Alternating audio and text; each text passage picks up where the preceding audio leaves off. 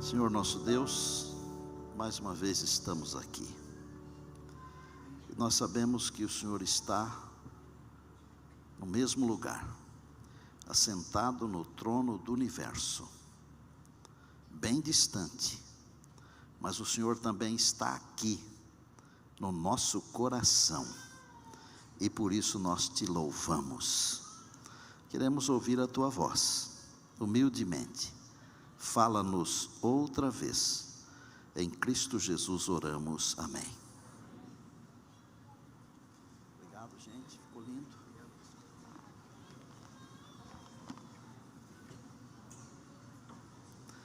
É sempre bom demais quando estamos juntos. Eu quero agradecer a Deus pelo privilégio de estar aqui. Pastor Henrique, mais uma vez, obrigado, viu? A você que está aqui e a você que nos acompanha pelo canal aí, pelo YouTube. Na verdade, tudo isso não teria sentido se não tivesse gente para ouvir, para acompanhar, não é? Mas o mais importante de tudo é que Deus quer falar conosco. Eu tenho pensado bastante sobre a nossa liturgia. Vários momentos nós usamos para falar com Deus. Nós falamos com Deus quando oramos, quando cantamos, quando ofertamos. Mas tem um momento, que é o momento que Deus fala conosco. É quando a palavra é aberta, a voz de Deus, palavra de Deus. E eu amo a palavra de Deus, porque ela me ensinou que, a despeito de todos os meus defeitos, os meus devaneios, para Deus eu sou insubstituível. E você que se sente também insubstituível, diga amém. Amém. Louvado seja o nome de Deus. Eu louvo a Deus porque a Bíblia é insubstituível. Podem tentar estragar, mudar, queimar, proibir, mas a palavra de Deus permanece para sempre, diz Deus através de Isaías. Eu louvo a Deus porque o sábado é insubstituível, desde a criação até a eternidade futura. Louvado seja o nome de Deus. Louvo a Deus porque o plano da redenção é insubstituível. Deus, quando nós aceitamos o seu plano, o Senhor Jesus nos veste com a sua veste de justiça, e então nós estamos aptos para participarmos da ceia das bodas do Cordeiro. Tudo o que fazemos não nos recomenda para esta festa. Adão e Eva cozeram folhas de figueiras, mas Deus os vestiu com a pele de cordeiro, porque aquele cordeiro simbolizava Jesus, o Cordeiro de Deus que tira o pecado do mundo. Jesus contou uma parábola de que alguém entrou na ceia e não estava vestido adequadamente, ele foi lançado fora. Nós só estaremos prontos e aptos para a ceia e para a eternidade quando o Senhor nos vestir com as vestes da sua justiça. E nós vimos isto ontem. Hoje nós vamos falar sobre fidelidade. E eu queria abordar um aspecto da fidelidade, e talvez até você possa estranhar, mas eu vou deixar para abordar isso daqui a pouquinho, porque eu tenho um compromisso com vocês de dizer o que tinha dentro daquele recheado envelope. Lembram ontem? Hoje eu tenho a alegria de ter 3 dos meus irmãos. Nós somos uma família grande, 7 homens e 2 mulheres. O pastor Paulo, que veio aqui, o Domingos e o Natanael estão aqui. Vocês são muito mais que bem-vindos, alegraram tremendamente o meu coração. Pastor Paulo, nós estudamos teológico juntos. Maestro Lineu lembra de nós lá, né? Começamos juntos, terminamos juntos, fomos ordenados juntos, trabalhamos juntos e jubilamos juntos. Eu sou mais teimoso do que ele, então continuo na ativa lá no Canadá, mas ele não deixa por menos ele continua na ativa em Americana, auxiliando o pastor, auxiliando a igreja, como um bom pastor jubilado, um ancião de igreja, um homem de Deus. Louvado seja o Senhor. Mas nós passamos muitas dificuldades na vida. Pode ser que eu esteja falando para um indivíduo aqui, um homem ou uma mulher, que nunca enfrentou uma dificuldade financeira. É meio difícil, mas pode ser que tenha alguém que nunca enfrentou dificuldade financeira. Mas esse mundo, ele é um sobe e desce sem parar, não é? E é até bom que seja um sobe e desce, sabe por quê? Aí fica igual o nosso coração, porque o nosso coração também sobe e desce. Se ele ficar reto, morreu. E a vida é bom que tenha esses momentos, né? A gente aprende muita coisa, sabe? E num dos piores momentos financeiros da minha vida, quando numa segunda-feira eu abri a caixinha de correspondências, tinha lá um envelope ofício branco, não tinha nada escrito, nem no verso nem no anverso, mas ele estava tão recheado que estava até torto, sabe? E quando eu abri o envelope, eu quase caí de costas, porque dentro do envelope tinha um monte de notas, iguais a essa relíquia aqui que eu tenho. Esta aqui era a maior nota daqueles dias, era uma nota de 100 cruzeiros, muitos de vocês nem sabem o que é isso. Mas imaginem um envelope recheado com essas notas aqui, vermelhinhas e novinhas. Não tinha nada escrito no envelope. E eu pensei comigo, será que é meu? Nós fomos ensinados pelo nosso pai, os nossos pais, não é? Que aquilo que é nosso, mas o que não é nosso pertence a alguém, e nós jamais devemos usurpar o que é de alguém. Isso serve para todos, e não só no aspecto financeiro, sabe? Isso serve para outros aspectos da vida também, não é? E eu fui perguntar ao pastor Joel Sarli, que era o diretor da faculdade, olha pastor, não tem nome, será que é meu? Ele já sabia da história, e ele disse, é seu, mas também não me falou como chegou lá. E quando o diretor diz é seu, o aluno diz, obrigado, é meu. Nós usamos aquele dinheiro, a gente fazia feira na Vivenda Linda, de quarta-feira.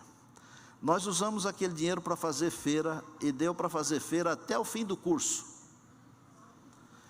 A gente ia na hora da xepa, que é uma hora mais econômica, né? E dava até para comer um pastel com caldo de cana. Deus respondendo às orações.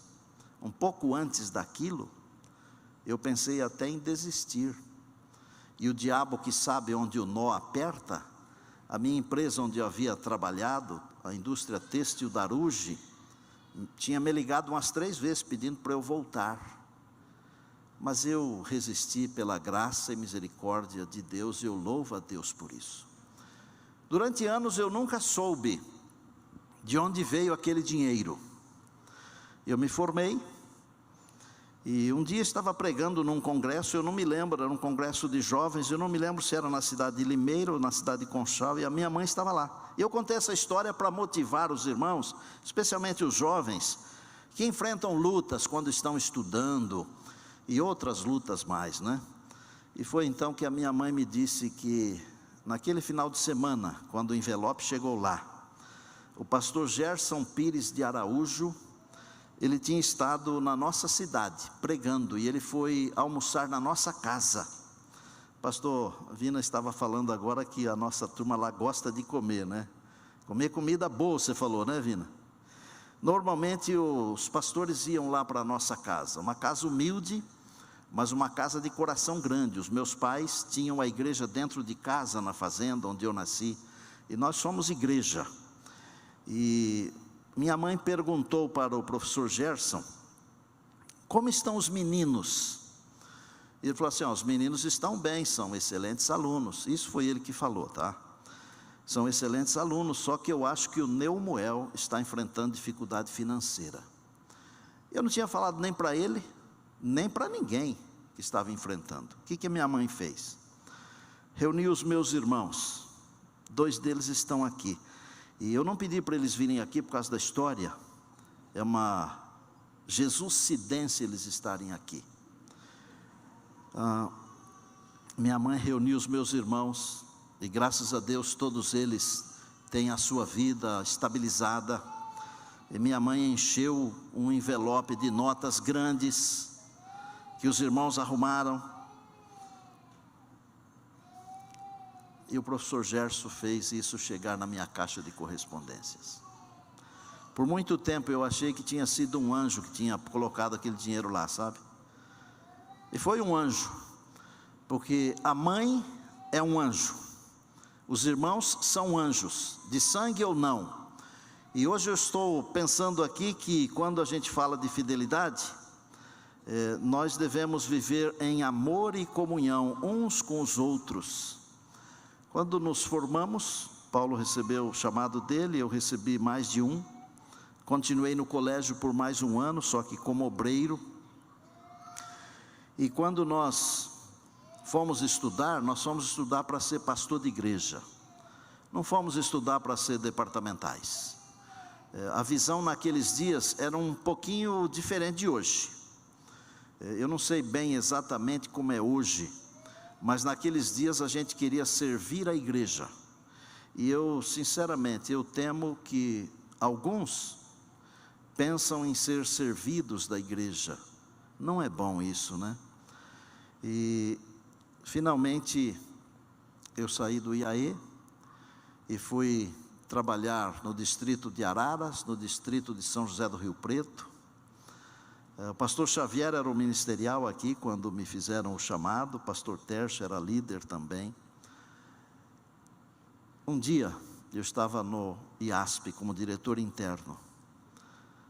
Ligaram para lá dizendo que eu tinha sido nomeado como departamental de uma nova associação, e eu fui trabalhar. Trabalhava pouquinho, cuidava dos jovens, dos desbravadores, da escola sabatina, da ação missionária, e de mais umas coisinhas pequenas, porque o campo era grande, mas financeiramente muito pequeno. O pastor Antenor está aí, e eu abracei juntamente com a sua esposa, ele também passou por esse momento lá conosco, né? 4 anos, um pouco dos cabelos brancos daqueles dias, porque trabalhava dia e noite para dar conta, e foi uma bênção, gente. O nosso presidente era o pastor Edeusir Amorim, um homem de Deus, que por acaso foi também o meu padrinho de ordenação. Um abraço, Nazaré, madrinha, está acompanhando a gente. E quando eu achei que ia me desvencilhar de tantas responsabilidades, teve uma assembleia, e eu estava sentado assim nos últimos bancos lá da igreja de Votuporanga, o pastor Moab Pimentel no banco da frente, nós estávamos conversando, quando de repente vem o presidente da comissão e o secretário, e eu escuto o meu nome para ser o novo presidente. Pastor Moab disse que eu fiquei branco igual um lençol, desses de 1000 fios, e acho que eu fiquei mesmo, porque o sangue sumiu. E ele olhou para mim e falou assim: Stina, você é o nosso presidente, vai lá para frente, fala alguma coisa, qualquer coisa que você falar, nós vamos aplaudir. É bom ter amigos, né? Eu me levantei com um pouco de dificuldade, sabe? Era jovem, bastante jovem ainda, porque, vou ensinar uma coisa para alguns aqui que já passaram dos 60 como eu.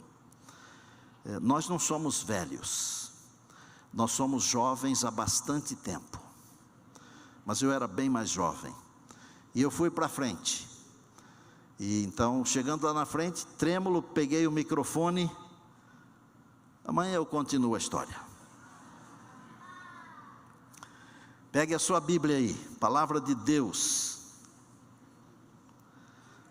Mateus 24, todas as noites, todos os dias, uma frase de Jesus, e depois a gente vai recheando essas frases, porque toda a Bíblia é a palavra de Deus, amém?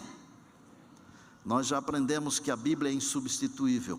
Verso 13 de Mateus 24, olha que frase de Jesus, incrível: aquele, porém, que perseverar até o fim, esse será salvo. Para perseverar até o fim é preciso fidelidade. Agora eu queria que você olhasse aí o verso 12. O verso 12 diz assim: Jesus estava descrevendo as situações aflitivas do final dos tempos, e ele falou assim: olha, por se multiplicar a iniquidade, o amor se esfriará de quase todos. Aquele, porém, que perseverar até o fim, esse será salvo. Eu vou incluir aqui a expressão no amor, porque Jesus falou do amor esfriando no verso anterior, e eu tenho convicção de que não estarei fazendo violência ao texto. O amor se esfriará de quase todos, porém aquele que perseverar até o fim no amor, esse será salvo. Por que perseverar no amor? Normalmente quando nós falamos em fidelidade, vem à mente imediatamente a lei de Deus. Nós temos que ser fiéis à lei de Deus. Mas qual é o resumo da lei de Deus? Aquele jovem estudante chegou para Jesus e falou: e daí? Ele falou: o que é que você interpreta? Ele falou: eu interpreto assim: amarás ao Senhor teu Deus de todo o teu coração, de toda a tua alma, de todo o teu entendimento e de todas as tuas forças, e ao próximo com a ti mesmo. E Jesus falou: parabéns, é isso aí. O resumo da lei é amor a Deus e ao próximo, tá certo? E o suprassumo disso é só amor. Suprassumo da lei de Deus é o amor. É impossível ser fiel se não tiver amor.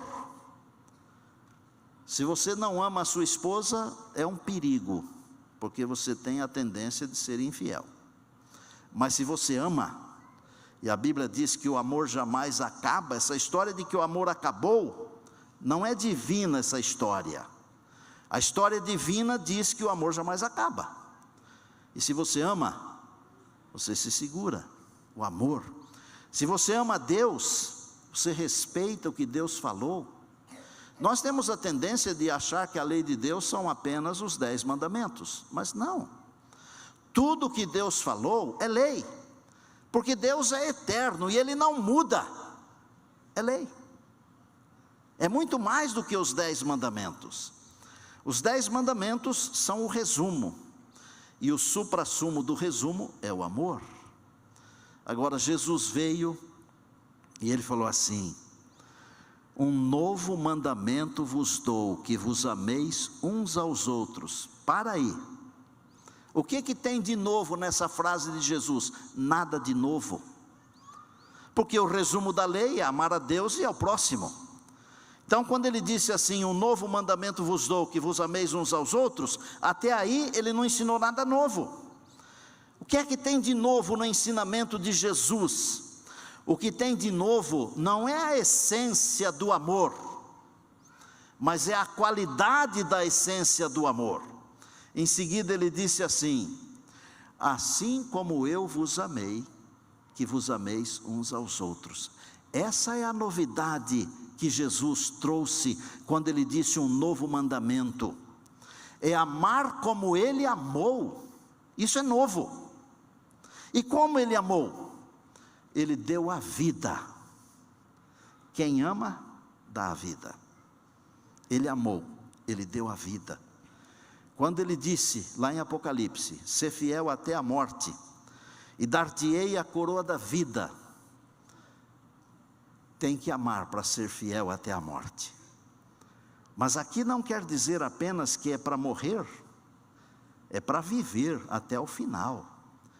Tem que ser fiel até o final. Ou até a morte não é porque precisa morrer, é preciso viver. Morrer por Jesus é muito mais fácil do que viver por Jesus. E se você vive muito, é mais difícil ainda. Eu descobri um segredo. Eu não sou melhor que ninguém, também não sou o dono da verdade. Eu já falei para vocês que eu sou menos que a metade de um grão de areia, mas de vez em quando eu descubro umas coisas na Bíblia, e Deus é generoso comigo, porque Ele me revela, porque Ele sabe que eu falo. Às vezes Ele revela para alguém que não fala, e não adianta, não prospera. Não sei se vocês lembram, quando eu comecei a pregar que o céu começa aqui, vocês lembram? Deu confusão. Naquela época eu vim fazer uma semana de oração aqui, que foi a primeira das 3, essa é a terceira. E um aluno talvez tenha entendido mal, e criou uma confusão, e eu tive que falar com todos os alunos do teológico aqui, naquela ocasião, numa sexta-feira. O céu começa aqui. Para quem tem Jesus, o céu começa aqui.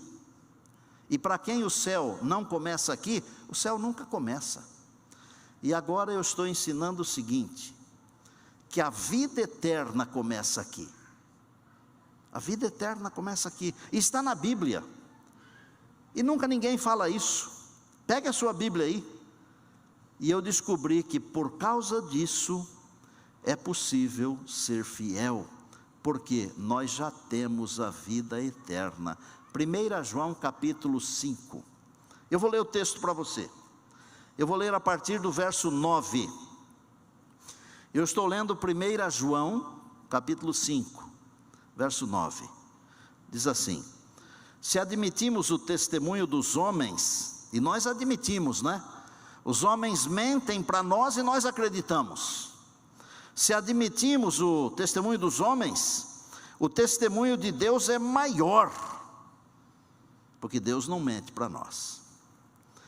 E este é o testemunho de Deus que Ele dá acerca do seu Filho. Olha aqui, é Deus o Pai dando um testemunho a respeito de Deus o Filho.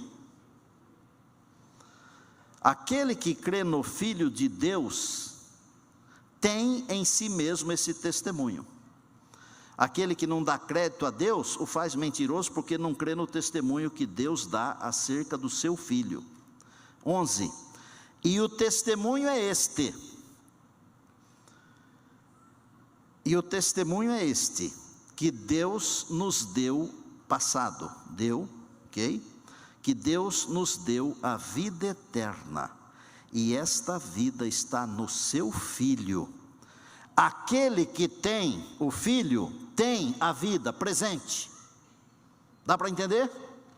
Aquele que não tem o Filho de Deus, não tem a vida. Estas coisas vos escrevi, a fim de saberdes que tendes a vida eterna, a vós outros que credes em o nome do Filho de Deus. Quem crê em Jesus, diz a Bíblia, não é o pastor Estina, quem crê em Jesus, diz a Bíblia, já tem a vida eterna. Você já tem a vida eterna, porque você crê em Jesus. Pastor, mas isso aí, e o contraponto da morte? Para quem tem Jesus, a vida eterna já começou. A morte é apenas um minuto, um momento de escuridão. Lembra o que Jesus falou lá junto ao túmulo de Lázaro? Porque as irmãs disseram, eu sei que ele vai ressuscitar no último dia. E olha, nós também temos a tendência de jogar tudo para o último dia. A salvação que Deus nos oferece é para agora, não é para amanhã não. Não é para quando Jesus voltar. Nós temos que começar a viver a vida eterna agora. E temos que começar a viver algumas das alegrias do céu agora. Junto ao túmulo, ele falou para as irmãs e para aqueles que estavam chorando lá: eu sou a ressurreição. Ah, eu sei, Senhor, que ele vai ressuscitar no último dia. Não, eu sou a ressurreição. Quem crê em mim, ainda que morra, viverá. E todo o que vive e crê em mim, nunca morrerá eternamente. Por que que nunca morrerá eternamente? Porque já tem a vida eterna. E aí quando eu sinto no meu coração, que eu já tenho a vida eterna, e que eu posso viver já momentos de eternidade aqui, eu tenho força para ser fiel. Fidelidade. Ser fiel no amor. Gente, quero ensinar um negócio para vocês aqui. Nós precisamos amar as pessoas que erram. Sabiam? As pessoas que erram precisam muito mais do nosso amor do que as pessoas que estão em paz com Deus e com a igreja. Mas no sítio a gente tinha um ditado: dar trote em égua magra é fácil. Lembram disso? Porque a égua magra não corre. Ela quase não consegue parar em pé, porque não come, coitada, está magrinha. Chutar aquele que está no chão é moleza. Pisar em cima daquele que está caído é fácil. Mas nós precisamos estender a mão, levantar o que caiu. Eu me lembro de ter lido uma história de um camarada cujo telefone tocou na igreja. Às vezes é uma bênção e às vezes é uma maldição, depende de como se usa. Imagine, estou pregando aqui, vocês todos estão olhando para mim, um telefone toca aí no volume máximo. Todo mundo olha para o dono do telefone. E alguns até criticam e chamam a atenção. O telefone tocou, chamaram a atenção, ele saiu triste da igreja. Saiu tão triste que no primeiro bar que encontrou, parou. Nunca tinha bebido, mas pediu uma bebida, porque estava mal. E quando uma pessoa está mal, não pode deixar a pessoa sozinha. Tem que ter alguém para ajudar. Por isso nós temos que levantar os caídos. Pediu uma bebida, não estava acostumado a beber, derramou a bebida. Mas ninguém criticou no boteco. O dono do boteco veio e enxugou a bebida. Perguntou para ele: o senhor se machucou com o copo? Os amigos ofereceram um pouquinho para compensar. Você acha que ele voltou na igreja, onde foi criticado? E no bar, você acha que ele voltou depois? A igreja tem que abraçar as pessoas. E eu não estou dizendo que nós temos que apoiar o erro que as pessoas cometem, mas nós temos que amar as pessoas. E quando Jesus falou, aquele que perseverar até o fim, é perseverar em obediência, é perseverar no amor. Nós temos que ser fiéis a nós mesmos, nós temos que ser fiéis a Deus, nós temos que ser fiéis à família, nós temos que ser fiéis aos amigos, aos nossos princípios. E vou dizer um negócio mais: eu pessoalmente tenho que ser fiel ao meu coração, porque se o meu coração estiver dizendo uma coisa e a minha mente outra, eu vou ficar doente. Mente e coração tem que estar batendo em harmonia. Por isso que nós temos que ser fiéis aos nossos princípios. Hoje eu levei a Mari a um dentista, porque quebrou um pedacinho de um dente, e o dentista mostrou a foto do filho, e ele falou assim: coloquei no colégio adventista. E eu disse: parabéns, o senhor é pastor, não é? Sou. Adventista, não é? Sou. E eu falei: por que você colocou o filho no colégio adventista? Ele falou assim: porque não dá para colocar nas outras igrejas, eu quero que o meu filho tenha a capacidade de decidir por ele mesmo, e para ter a capacidade de decidir por ele mesmo, ele tem que ser ensinado com princípios, com moral, com bons costumes. Eu catei aquela informação, né? Aí eu vou ter que bater nos irmãos que botam os filhos em escolas. Eu não estou fazendo propaganda da escola, não. Eu louvo a Deus porque os meus filhos estudaram na escola, os colégios, e eles estão ensinando os meus netos do mesmo jeito. E às vezes nós investimos em tanta coisa, mas quando é para investir nos filhos, na educação, naquilo que tem a ver com a vida e com a eternidade, nós ficamos reclamando. Amados, nós temos que ter princípios, ensinar princípios para os nossos filhos. Quando Jesus disse: aquele que perseverar até o fim, esse será salvo, ele estava falando de coisas importantes. Seja fiel a Deus, por favor. Seja fiel à Bíblia. Seja fiel à sua família, aos princípios, aos seus amigos, aos seus próprios princípios. Eu quero contar uma história para terminar. Às vezes a gente deixa para amanhã, sabia? Amanhã a gente não sabe o que vai acontecer, não. Me lembro de uma vez que eu estava pregando em Pinheiros, na central de Pinheiros, e o filho de um pastor estava fora da igreja. E quando eu fiz o apelo, ele foi o primeiro a ir à frente.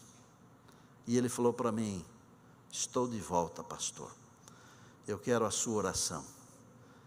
E graças a Deus que ele foi à frente, sabe por quê? Ele saiu dali, e eu não sei se foi na Castelo Branco ou na Raposo, ele foi abalroado com a sua moto, e ele faleceu lá num canteiro. Mas descansou em Jesus, porque não deixou para amanhã. A história que eu quero contar tem a ver com o Paraná. No Paraná tem uma cidadezinha do interior chamada Mamborê. Tem paranaense aqui? Tem um monte, hein? Conhece Mamborê, né? Em Mamborê tem uma festa que é chamada de a Festa das Primícias. E o que os irmãos faziam lá? Não sei se ainda fazem por causa da pandemia, né? Porque a pandemia mudou muita coisa. Eles levam a sua oferta, o seu dízimo, mas também eles entram por um corredor trazendo partes daquilo que eles colheram. E é uma festa linda que começa na sexta-feira e termina no sábado à noite. E eu preguei um sermão no sábado, e o título era um pouco longo, e o título era: amanhã pode ser tarde demais. Eu contei alguma história, preguei a palavra de Deus, porque a palavra de Deus, se você perceber, ela nunca diz amanhã. Já percebeu? Mas a palavra diz em Hebreus: hoje, se ouvirdes a sua voz, não endureçais o vosso coração. É hoje, não é amanhã, é agora. Pode ser a chance agora, amanhã pode não ter. E amanhã você pode mudar de sentimento, de humor, de pensamento. E no final, um irmão muito querido, ele me procurou e falou assim: pastor, quero te agradecer pelo sermão, porque eu tenho uma coisa para resolver, e eu vou resolver. E eu, como gosto de história, já perguntei o que era, porque para você contar história tem que saber, não é? Ele falou: estou brigado com meu irmão. Ele falou a quantidade de anos, e eu não me lembro se eram 12, porque era perto de 10, ou se eram 8. E a gente não se fala. E eu fico pensando, né? Eu fui criado numa família onde os irmãos se abraçam e se beijam, e se falam, e gostam de estar juntos, né? Ficar 8 anos, ou 10, ou 12, sem falar com o irmão, deve ser uma coisa horrível. Mas a mensagem de não deixar para amanhã tocou o coração dele. A mãe cristã, ele falou: mãe, eu preciso me acertar com o João Orley. E o nome desse irmão eu vou citar aqui, ele se chama Valdenir Gobi. Uma manhã, levantou cedo, foi lá na casa do irmão. E sabe, quando faz anos que você não fala com alguém, assusta quando você chega, né? Pode dar até uma má impressão. Irmãos, o que você veio fazer aqui, né? Eu vim aqui para lhe pedir perdão. Mas na verdade, o ofendido não era o João. O ofendido era o irmão que escutou o sermão e foi lá. E às vezes a gente tem que pedir perdão para quem nos ofendeu, sabia? Para dar o primeiro passo. E eles conversaram, se acertaram, o irmão estava com a perna quebrada, e combinaram de almoçar juntos, e sábado iriam juntos na igreja. Saiu de lá, voltou para casa, contou para a mãe que tinha feito isso. A mãe chorou, orou, agradeceu a Deus. O filho do João o levou a um posto de saúde para ele tomar uma injeção, por causa de tétano, essas coisas, né? Porque ele havia fraturado a perna e faltou essa tal injeção. E eu não sei se era de tétano ou de outra coisa, né? Mas isso não importa. Chegando lá no posto de saúde, o João sentou, e antes de ser chamado para ser atendido, ele teve um infarto fulminante, e morreu ali dentro do pronto-socorro. Na hora que eles deveriam estar almoçando juntos,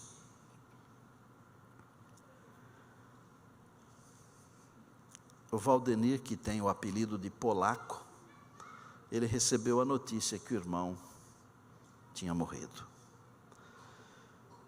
Uns dias depois ele me ligou novamente, agradecendo pelo sermão que eu havia pregado, que foi aquele sermão o gatilho para ele se acertar com o irmão. E sabe o que ele me falou? Pastor, se o senhor não prega aquele sermão, se eu não vou na casa do meu irmão, eu estaria perdido, e o meu irmão também. Mas eu tenho certeza que o meu irmão está salvo, e eu vou fazer de tudo para também estar salvo, que eu quero encontrar o meu irmão. Eu pedi para colocarem uma foto aí, deve estar por aí uma foto do Valdeni. Eu estive com eles recentemente, num encontro grande que tem lá em Sinop, de jovens. Hoje ele mora no Mato Grosso com a esposa. Ele lidera, ele é uma pessoa importante numa multinacional, viaja pelo estado todo, e é um missionário, um pregador. Ele quer ver Jesus voltar, mas uma coisa não sai da cabeça dele: antes que seja tarde.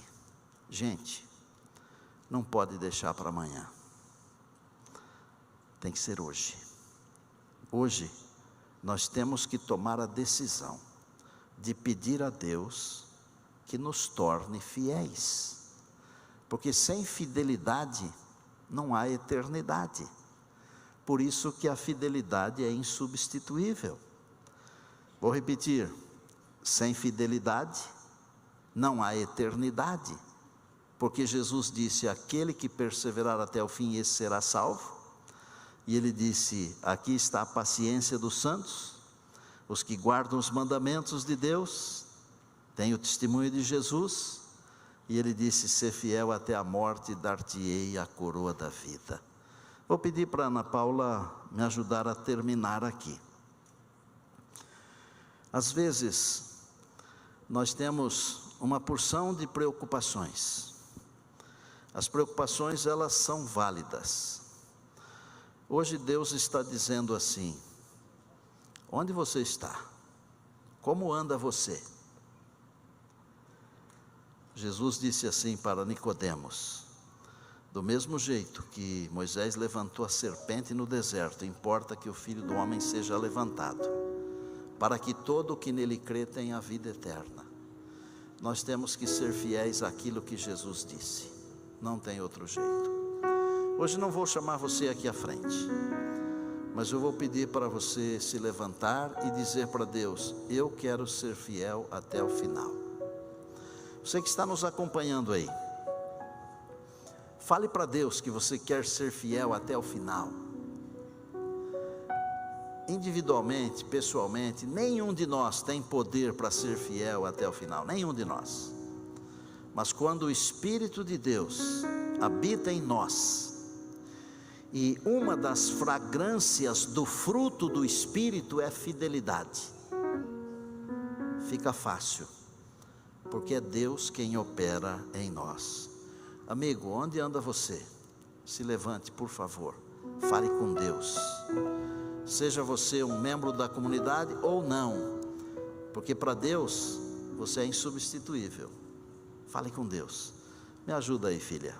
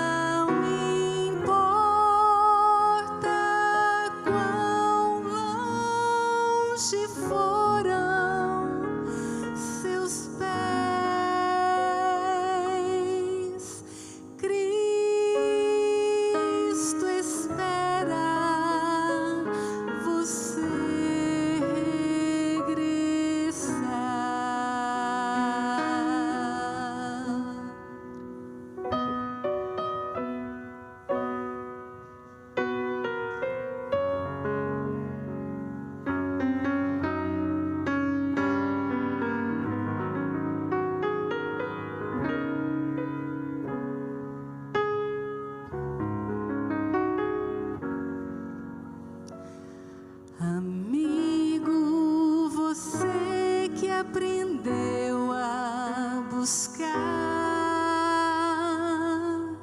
o reino de Deus em primeiro lugar,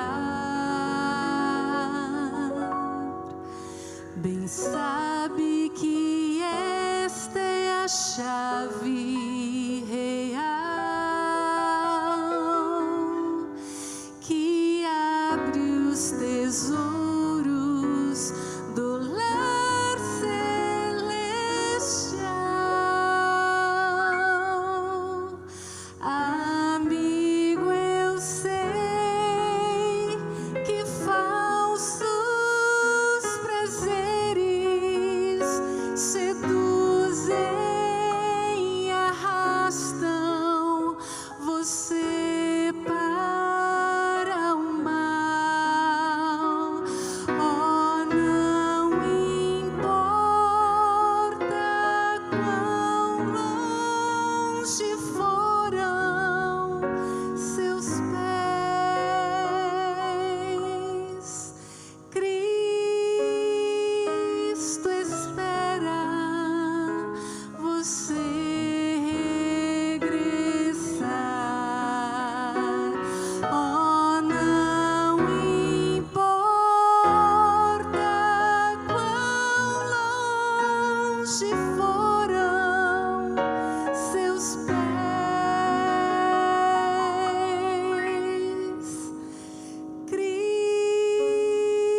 Cristo espera você regressar.